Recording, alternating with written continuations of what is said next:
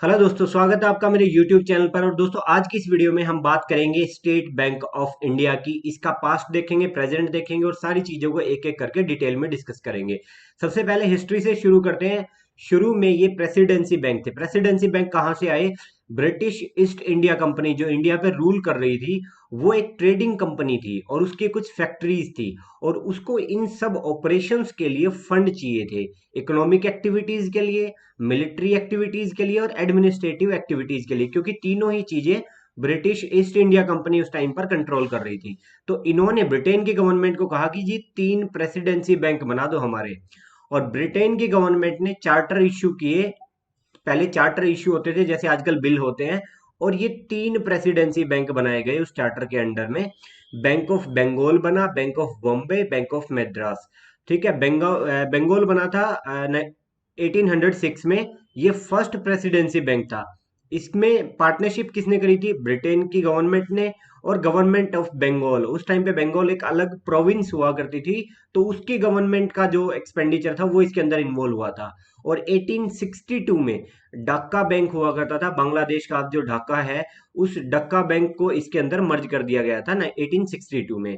अच्छा, bank of Bombay second presidency bank था, 1840 में खोला गया है ये। और बैंक ऑफ मद्रास या जो भी बोलते हो आप इसको, इसको 1843 में जो है ये थर्ड प्रेसिडेंसी बैंक बनाया गया। और इस बैंक को बनाया गया था मल्टीपल रीजनल बैंक का अमलगमेशन करके, मतलब उनको मिलाकर एक बैंक क्रिएट कर दिया गया था। बट इसी जो ये प्रेसिडेंसी बैंक है, इनको मिलाकर 1921 में एक बैंक बनाया गया। उसका नाम रखा गया इंपीरियल बैंक ऑफ इंडिया। और ये एक प्राइवेट एंटिटी थी, गवर्नमेंट एंटिटी नहीं थी उस टाइम पे। अब आ जाते हैं जी सीधा पार्टीशन के बाद या फ्रीडम के बाद। तो 1947 के बाद पहले तो आरबीआई बना।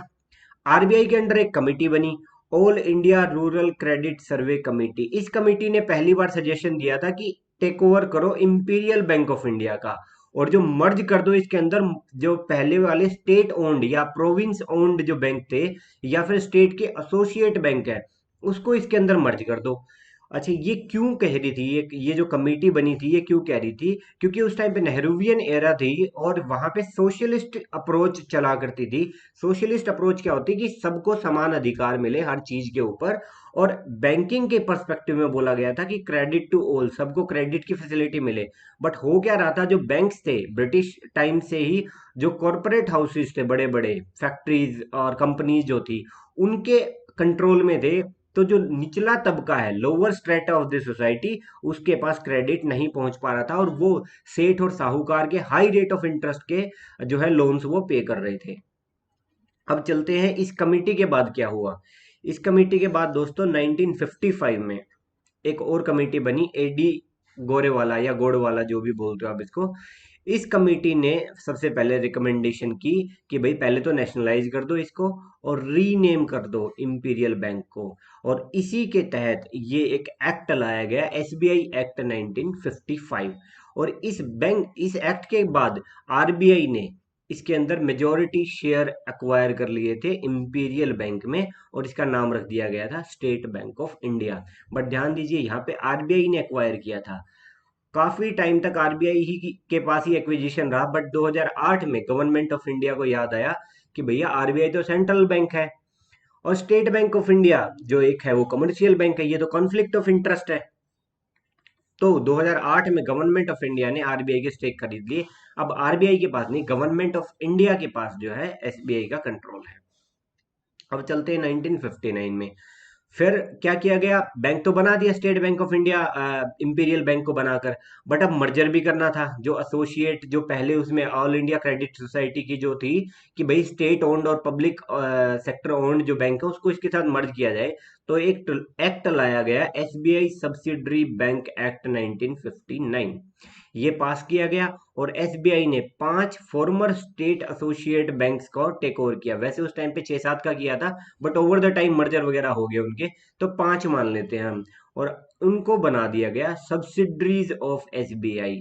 एसबीआई नहीं, एसबीआई की सब्सिडरी। अब बने कौन कौन से थे? स्टेट बैंक ऑफ पटियाला बना, हैदराबाद बना, ट्रेवनकोर बना, बीकानेर और जयपुर पहले अलग अलग बने थे बट मर्ज कर दिया गया था इनको 1963 में। स्टेट बैंक ऑफ मैसूर, इसको मर्ज किया गया, और ओवर द टाइम कई सारे बैंक्स को एसबीआई के अंदर मर्ज किया गया था। बट वो सारे छोटे छोटे बैंक थे, इतनी ज्यादा डिटेल में जाने की जरूरत नहीं है। इस टाइम पे जब ये मर्जर किया गया, तब उस टाइम पे इनिशियल एग्रीमेंट ये किया गया था कि एसबीआई के पास 55% स्टेक्स रहेंगे, और इन बैंक्स के, जैसे ये कोई नेशनल बैंक ऑफ मैसूर था, नेशनल बैंक ऑफ ट्रावनकोर था, या जो भी बैंक का नाम था उससे पहले, उसमें कोई ना कोई शेयर होल्डर रहे होंगे, तो उनकी शेयर होल्डिंग कर दी गई 45%। ठीक है जी। अब देख लेते हैं present day structure of the SBI. Headquarter जो है मुंबई में है। गवर्नमेंट शेयर होल्डिंग आज के दिन 57% है, और ये one of the minimum share holding है किसी भी पब्लिक सेक्टर बैंक में। कई सारे बैंक में 90% से भी ऊपर गवर्नमेंट ऑफ इंडिया की शेयर होल्डिंग है। एलआईसी की 9% है, जो इटसेल्फ एक पब्लिक सेक्टर एंटरप्राइज है। अब बात करते हैं कुछ फैक्ट की, जो कि एसबीआई का अगर के लिए आप प्रिपेयर कर रहे हो इंटरव्यू, जीडी या रिटर्न के लिए, तो थोड़ा और ज्यादा रेलेवेंट है। In general come, comparatively come relevant है। एसबीआई डे होता है जी 1 जुलाई को। 2017 में लोगो चेंज किया गया। पहले इसके सामने वो रिंग सा बना के एसबीआई लिखा जाता था, अब एसबीआई शॉर्ट फॉर्म में लिखा जाने लग गया। ये लोगों का चेंज किया गया था, ऐसे करके लोगो बना है इनका एसबीआई का। ठीक है। 16 रीजनल हब्स है। 57 जोनल ऑफिसेज हैं एसबीआई के। ब्रांचेज पैन इंडिया 24,000 है। हालांकि एसबीआई ने अपनी वेबसाइट पे 22,000 ही लिखे हैं, बट तीन चार सोर्सेज ने कंफर्म किया है 24,000 इसकी ब्रांचेज हैं। फॉरेन में 229 ब्रांचेज हैं, और एटीएम है 62,000 के करीब एटीएम है एसबीआई के। 25% के करीब मार्केट शेयर एसबीआई के पास है, और फॉर्च्यून 500 में 236 रैंक है, और 49th लार्जेस्ट बैंक है in top 50 largest bank of the world. ये फैक्चुअल इंफॉर्मेशन थी, याद रखनी हो कर लेना, नहीं तो कोई दिक्कत नहीं, इतना ज्यादा नहीं पूछी जाने वाली है। फंक्शन क्या है एसबीआई के बियॉन्ड कमर्शियल बैंक? देखिए, कमर्शियल बैंक तो एसबीआई है ही, जैसे बाकी सारे पब्लिक सेक्टर बैंक है। इसके कुछ फंक्शन अलग भी हैं, क्या है वो देख लेते हैं। देखिए, जब तक आरबीआई नहीं बना था 1935 में, तब तक कमर्शियल बैंकिंग का भी काम किया करता था एसबीआई, और कुछ फंक्शन सेंट्रल बैंकिंग के भी किया करता था, क्योंकि उस टाइम तक कोई सेंट्रल बैंक था ही नहीं। और अगला इसका फंक्शन देखते हैं, मतलब ये तो पास्ट की बात होगी। It acts as an agent of RBI in places where RBI does not have branches. जहां आरबीआई की ब्रांच नहीं होगी, ये आरबीआई के एजेंट की तरह काम करेगा एसबीआई। ठीक है। अगला पॉइंट देखते हैं, maintains currency chest on behalf of RBI. RBI हर जगह हर डिस्ट्रिक्ट में तो अपनी करेंसी चेस्ट बना नहीं सकता। करेंसी चेस्ट क्या होती है? आरबीआई सबसे पहले पैसा छापता है, उसको करेंसी चेस्ट में भेजता है, और करेंसी चेस्ट से वो आगे फर्दर बैंक्स में, लीड बैंक का भी एक कॉन्सेप्ट आया था बीच में, अब वो आउटडेटेड हो गया है। लीड बैंक भी यही हुआ करता था। तो यहां से करेंसी चेस्ट से पैसा मोबिलाइज होता था बाकी सारी ब्रांचेज में उस एरिया की। और बैंक को जब ये बोला जाता है कि आप हर ब्रांच की एक कैश होल्डिंग लिमिट होती है, उस लिमिट के बाद अपना पैसा करेंसी चेस्ट में फॉरवर्ड करना होता है। तो करेंसी चेस्ट जो है आरबीआई के बिहाफ पे एसबीआई काम करती है, बट हर जगह जरूरी नहीं है। हमारे टाइम पे ओबीसी बरेली में एक बड़ा बैंक था, तो वहां पे करेंसी चेस्ट ओबीसी के पास थी उस टाइम पे। अब चलते हैं जी अगले पॉइंट पे, banker to centre and state government. Centre का भी बैंकर एसबीआई ही है, और स्टेट गवर्नमेंट का जो भी बैंकिंग फंक्शन है इन दोनों गवर्नमेंट के, वो एसबीआई ही करता है। एसबीआई ने सेंट्रल गवर्नमेंट के लिए एक प्रोडक्ट भी बनाया है, सीएमपी, कैश मैनेजमेंट प्रोडक्ट। बहुत सारी गवर्नमेंट ऑर्गेनाइजेशन इसी पे काम कर रही है। अच्छा, ये बैंकर्स बैंक है, मतलब बैंकिंग सेक्टर का ये बिग डैडी है। मतलब एक लिमिटेड सेंस में जब भी बैंक्स को किसी भी रिसोर्सेज की हेल्प की जरूरत होती है, तो ये उनके बिहाफ पे काम करता है बैंकर की तरह। कई बार आरबीआई के बिहाफ पे, कई बार इंडिविजुअली भी। आरबीआई अगर के पास कोई ब्रांच नहीं है, तो वहां पे एसबीआई का क्लियरिंग हाउस की तरह काम, मतलब एसबीआई की जो ब्रांच है या एसबीआई का जो ऑफिस है, वो क्लियरिंग हाउस की तरह काम करेगा for RBI. Acquisition of business on the government guideline, ये एक्विजिशंस वगैरह भी करता रहता है। देखिए, सबसे पहले गवर्नमेंट इटसेल्फ एक्शन लेती है, नहीं तो इसके बिहाफ पे एक्शन लेती है। बिहाफ पे पहला बैंक होता है स्टेट बैंक ऑफ इंडिया। जैसे कि 48.2% की जो होल्डिंग है ना यस यस बैंक में, इन्वेस्टमेंट 2020 में एसबीआई ने करी है, जब यस बैंक में कुछ कुछ इश्यूज चल रहे थे, वो आपको पता होंगे। चलिए जी, अब देख लेते हैं इसके साथ हुआ क्या। पहले वाला हमने देख लिया था कैसे कैसे सब्सिडरी बैंक बनाए गए। 2008 में स्टेट बैंक ऑफ सौराष्ट्र को मर्ज किया गया एसबीआई के साथ। 2010 में state bank of India sorry Indore को मर्ज किया गया एसबीआई में।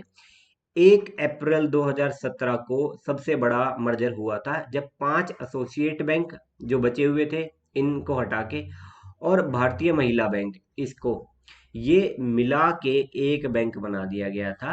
ये बना था स्टेट बैंक ऑफ इंडिया, और इसी के बाद जो है एसबीआई वर्ल्ड के टॉप 50 बैंक में पहुंच पाया था। कौन कौन से मर्ज हुए थे? State bank of Patiala, state bank of Hyderabad, Travancore, Mysore और बीकानेर एंड जयपुर, और भारतीय महिला बैंक। ये भारतीय महिला बैंक बनाया गया था 2013 के अराउंड। उस टाइम के पीएम मनमोहन सिंह जी ने इसका इनॉग्रेशन किया था। और दिल्ली में जो एक बहुत बड़ा कांड हुआ था उसके बाद एक अलग से कॉर्पस क्रिएट किया गया था कि जी विमेन एम्पावरमेंट को लेके, और इसका मोटिव ही ये था, आप देख पा रहे हो कि भारतीय महिला बैंक, स्पेशल एम्फेसिस ये था। बट इस तरह की चीजें चल नहीं पाती हैं कॉमर्शियली, तो इस वजह से इसको भी मर्ज करना पड़ा। ठीक है, अब चलते हैं जी अगला। एसबीआई की सब्सिडरीज है, मतलब बियॉन्ड बैंकिंग भी एसबीआई ने अपनी सब्सिडरीज बना रखी है अपने बिजनेस के डाइवर्सिफिकेशन के लिए। जैसे कि SBI general insurance, SBI life insurance. इनमें डिफरेंस होता है, जनरल इंश्योरेंस होता है सारे नॉन लाइफ चीजें जनरल में आ जाती हैं, नॉन लाइफ इंश्योरेंस वाली चीजें। SBI mutual fund, SBI caps बोलते हैं इसको, SBI cards and payment settlement private limited, ये इसकी सब्सिडरीज है। तो दोस्त यही था एसबीआई के बारे में, और सारी प्लेलिस्ट अपने चैनल पे पड़ी हुई है जिसमें कंप्लीट बैंकिंग कोर्स है, बैंकिंग के टॉपिक है, इंटरव्यू के रिगार्डिंग बहुत अच्छी प्लेलिस्ट है अपने चैनल पे। और करंट अफेयर के रिलेटेड जो भी वीडियो रेलेवेंट होती है मैं डालता रहता हूँ। स्ट्रेटजी वीडियो, आपको किस सेक्शन को किस तरह से अटेम्प्ट करना चाहिए, कैसे टारगेट करना चाहिए, वो यहाँ पे बना रखी है। और अपनी जर्नी की मैंने अलग से वीडियो बना रखी है। तो दोस्तों इसी तरह से हार्डवर्क करते रहिए, सिलेक्शन जरूर होगा। मुझे नहीं लगता 2024 में आपको कोई भी एग्जाम देने की जरूरत पड़ेगी।